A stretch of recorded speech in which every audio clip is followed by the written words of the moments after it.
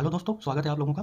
आइए इस वीडियो में देखते हैं कि किसी भी टू पोर्ट नेटवर्क में अगर दो टू पोर्ट नेटवर्क को एक साथ कनेक्ट कर दिया जाए तो उसको कैसे सिंप्लीफाई करते हैं। इस टॉपिक को हम जानते हैं interconnection of two port network. मतलब दो टू पोर्ट नेटवर्क या दो से ज़्यादा टू पोर्ट नेटवर्क को अगर हम एक दूसरे के साथ इंटरकनेक्ट करें तो कितने तरीके से हम उसे कनेक्ट कर सकते हैं और उसको कैसे सिंप्लीफाई कर सकते हैं ताकि उसका एक equivalent two port network find out किया जा सके। तो सबसे पहला जो तरीका है जिसे हम बोलते हैं सीरीज़ कनेक्शन। इस सीरीज़ कनेक्शन में क्या है कि दो टू पोर्ट नेटवर्क सीरीज़ में कनेक्टेड होते हैं। सीरीज़ में कनेक्ट होने के लिए यहाँ हम देख सकते हैं कि ये V1 वोल्टेज इन दोनों टू पोर्ट नेटवर्क पे अप्लाई है और ये I1 करंट जो इस नेटवर्क में फ्लो हो रही है वही I1 करंट यहाँ से रिटर्न होगी और यही I1 करंट I1B बन के इस दूसरे नेटवर्क में फ्लो हो रही है। तो मतलब दोनों नेटवर्क में सेम ही करंट फ्लो हो रही है, इसलिए इसे हम बोलते हैं सीरीज कनेक्शन। यहाँ पास हम देख सकते हैं कि इन दोनों का वोल्टेज, इनपुट वोल्टेज क्या है, अलग अलग है, V1A और V1B।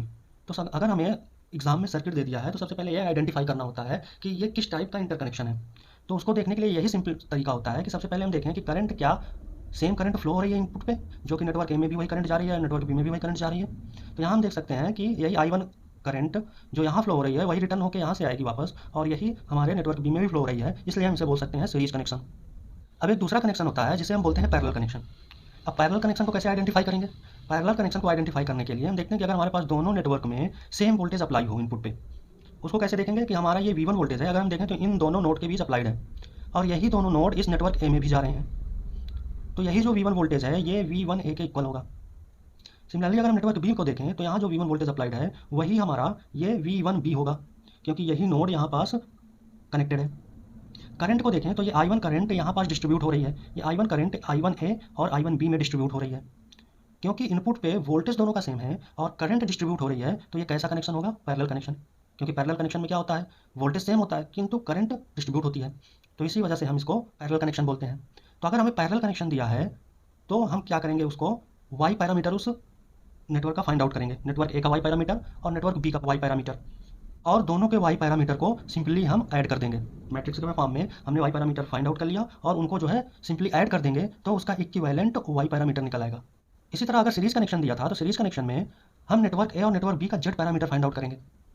अगर दोनों का जेड पैरामीटर फाइंड आउट हो गया है तो उन्हें सिंपली ऐड कर देंगे, ZA प्लस ZB, तो जिससे हमें इस पूरे नेटवर्क का एक जेड पैरामीटर मिल जाएगा जो जिसे हम बोलेंगे इक्विवेलेंट जेड पैरामीटर। तो इस टू पोर्ट नेटवर्क का जो सीरीज में इंटरकनेक्शन है इनका, उनका इक्विवेलेंट जेड पैरामीटर मिल गया तो हम एक इसका equivalent two port network draw कर सकते हैं। इसी तरह यदि अगर हमें दो टू पोर्ट नेटवर्क दिए गए हों और वो कैस्केड कनेक्शन हो, कैस्केड कनेक्शन का मतलब एक के बाद दूसरा कनेक्ट हो, मतलब एक का आउटपुट दूसरे का इनपुट बन रहा हो, तो हम उसे बोलते हैं कैस्केड कनेक्शन। यहाँ इस कनेक्शन में यदि हम देखें तो यहाँ नेटवर्क ए का आउटपुट जो V2A वोल्टेज है वो दूसरे नेटवर्क का इनपुट बन रहा है, दैट इज़ V1B।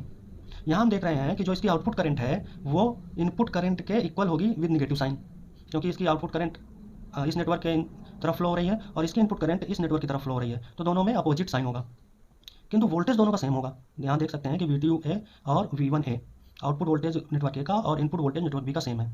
तो अगर इस तरह का इंटरकनेक्शन हमको दिखता है तो हम उसे बोलते हैं कैस्केड कनेक्शन, और इस कैस्केड कनेक्शन को सॉल्व करने के लिए हम दोनों नेटवर्क का टी पैरामीटर निकालते हैं, और अगर हमें टी पैरामीटर दोनों नेटवर्क का मिल जाए तो हम उसे मल्टीप्लाई कर देंगे, मैट्रिक्स फॉर्म में टी पैरामीटर को लिखेंगे और उन दोनों को मल्टीप्लाई कर देंगे, तब हमें इक्विवेलेंट टी पैरामीटर उस इंटरकनेक्शन का फाइंड आउट हो जाएगा। इस तरह के क्वेश्चन एग्जाम में बहुत पूछे जाते हैं, जैसा कि एक नेटवर्क दिया होगा जिसमें Z1 Z2 दिया होगा इस तरह का, और इसका बोलेगा equivalent T parameter find out करो।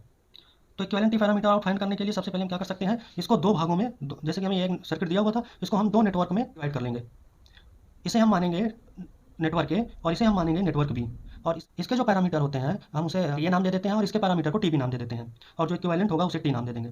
तो अगर इस तरह का इंटरकनेक्शन है तो उसके लिए टी पैरामीटर कैसे लिखेंगे, TA parameter equal to main diagonal में 1 और इसकी वैल्यू को यहाँ पास पुट कर देंगे और यहाँ पास 0, तो ये हमारा मैट्रिक्स फॉर्म में TA पैरामीटर आ गया।